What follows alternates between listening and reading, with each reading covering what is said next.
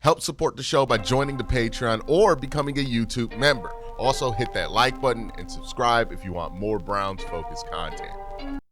Hey, what's up, everybody? Welcome to QnA, the show where I take your questions and answer them here in video format. A ton of questions to get into, so let's just jump into it. PG7 Brown says, hey, Q, Jason Tarver looks like a solid option for the DC job. Will remain the same. Players like him. I know you like him as a linebacker coach. Do you think he's our best option at the DC spot? I think he is a pretty solid option to replace Jim Schwartz, right? The real question for the Browns is just how much of a team effort do they think this is going to have to be to replicate Jim Schwartz in the aggregate? And who's the best facilitator of that, right? Because we're not asking whoever the defensive coordinator is to implement some kind of individually genius plan, right? We're asking that person to facilitate what has already been created. And that leads me to somebody like Ephraim, who has a pretty good reputation for being easy to work with and, personable and all that stuff, probably being the guy that they lean on for that, because it's not necessarily about, hey, we want this guy cooking up different blitzes. It's just, we want this guy to get the most out of the staff there. It's a different position than what Jim Schwartz filled for them. It's a similar philosophy, but the defensive coordinator role is a little different. Maybe that's more inclined for somebody like a Ephraim, who might be, because he's younger, I guess people are going to assume he's going to be more ahead of the curve defensively, but, it might be a better opportunity for him than somebody like Tarv, who is going to probably want to be in more control of the defense than F, because he has more extensive history and experience with that. But we'll see. We'll see what happens. I don't think either are bad options. The next question comes from Derek Brown, who says, yo, Q, Monken's presser, seeing how it appears that he is a more straightforward or direct with his delivery, which is the complete opposite of Kevin. If one could anticipate how you would predict the personality of our offense would be, appreciate the work, keep us informed to the best of your ability. So I don't know specifically what the personality of the offense is going to be. I think that's going to vary based on who shows up in camp and who's ready for a big role and who's not. Also, what they're able to do in the draft. I think that they want to be a better and more efficient run team than they were last year. I think they want to be they want to score more points than they did last year, which is a given. And I think that they're going to be willing to be malleable to make that happen. I think Monken has talked about that in both of his interviews, the one that he had with Siciliano and in his press conference, where he talks about the importance of not being stuck to one thing as an offense and just being willing to do what works on offense. So I expect them to be a lot more adaptable, less predictable at the very least. If this offense feels super predictable and it feels like it's not adapting, I'm going to be very disappointed, because I think that Monken should be able to provide that. But as far as the specific personality of it, I have no clue what that's going to look like until after the draft, because I think a lot of that's going to be determined on who they hit on and who they built this offense around, and some of those answers aren't there yet. Corsic says this, hey Q, love the videos. I was wondering if you can explain some of the differences we can expect between Todd's offense versus Kevin's offense. What will the major differences be on game day?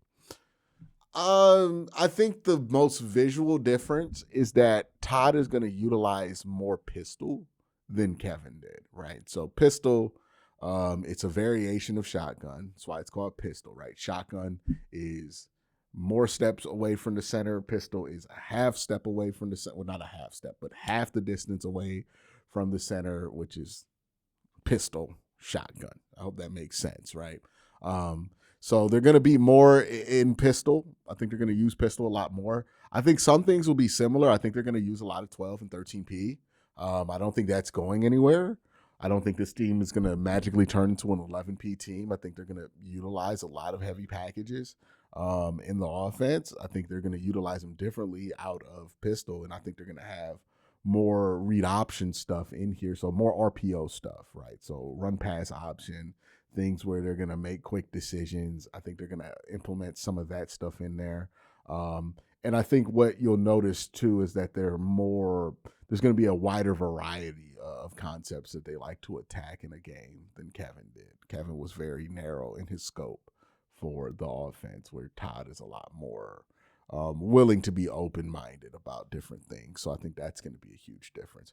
All right, we're going to take a break here and say thanks to my sponsor, Sleeper, and then get back to more questions. So it's Super Bowl week, and I think a fun thing to do with the Sleeper app would be to do at least 5 days of 5 different slips for picks on Sleeper. So every day you watch my channel, I'm going to be going over a different themed pick list that I have in for the Super Bowl. Defense wins championships. Well, will defense win championships on Sunday in the biggest game of the year? Let's go through some of my defensive-oriented picks here. This is a crazy one, a 62.5x payout on $5. We'll see if I can get this to go for me. I got a Kaylavon Chason sack in here. I have a Drake May interception, and Drake May being under the 222 passing yards numbers. Also have DeMarcus Lawrence in here getting a sack. Sam Darnold getting a interception, and then Sam Darnold being under 232 yards. Same thing with Jackson Smith and Jigba being under 94 yards. So we'll see if I'm going to be able to have some fun with that one, a defensive-oriented Super Bowl. But if you want to join the fun, make sure you join the Sleeper app. Use my promo code WORSTTAKE. Get a 100% match on up to $100 when you use the promo code WORSTTAKE. Thank you for Sleeper for sponsoring this video. Now, back to the video. All right, let's get into another question. This one from Zach McLaughlin. He says this: Q, this may come from a delusional place of optimism, but I'm looking at where the current NFL landscape and where defenses have been key to a lot of playoff team success. Can you envision a world next season where the Browns make a Super Bowl pusher run with this defense and average QB play from whoever they may pick to lead the offense?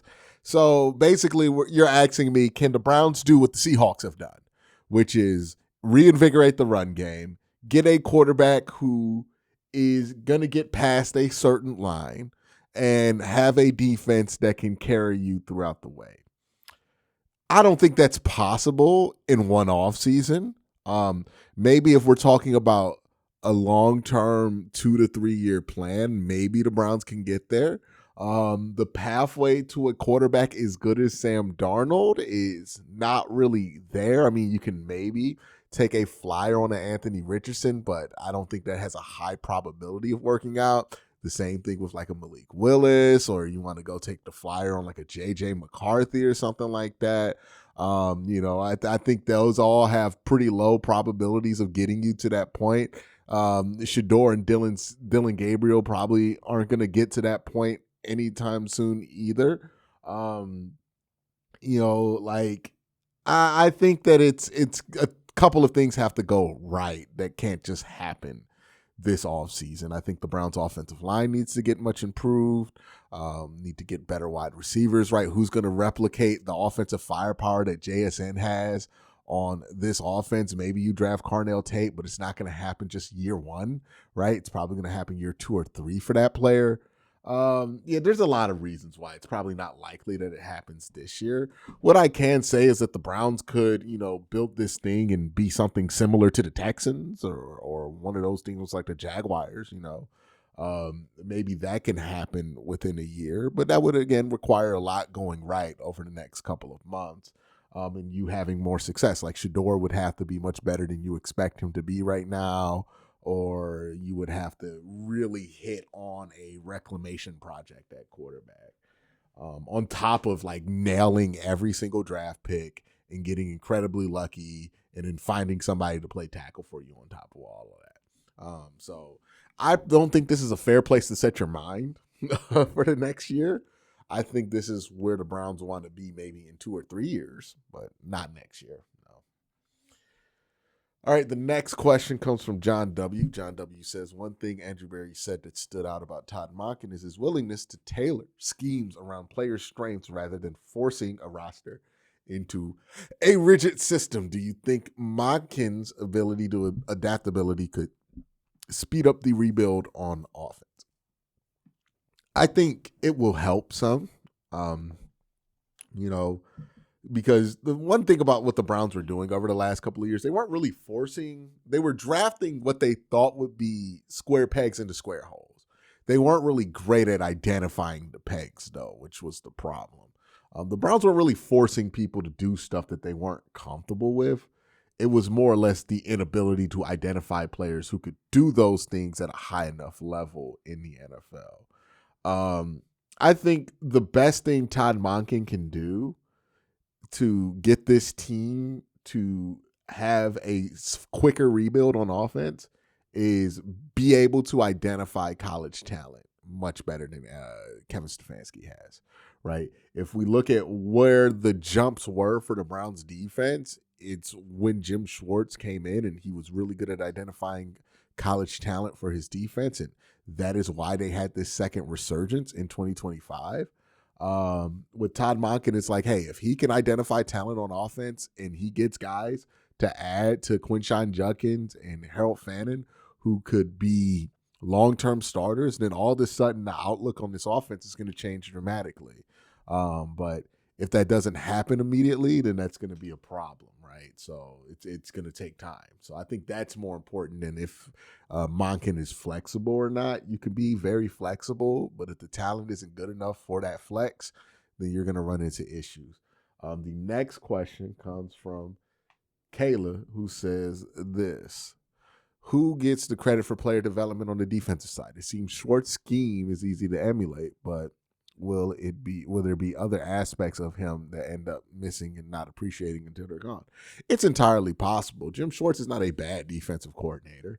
He's a very experienced defensive coordinator and a defensive coordinator who was the DC on a defensive-led team that won the Super Bowl, right? And I think all of that has to go to Jim Schwartz's credit, and I think people acting like none of that matters. That's kind of crazy, right? Now, and I think you could replicate a lot of what Jim Schwartz does in the aggregate. And I think what's important here is that Jim Schwartz is leaving after 3 seasons.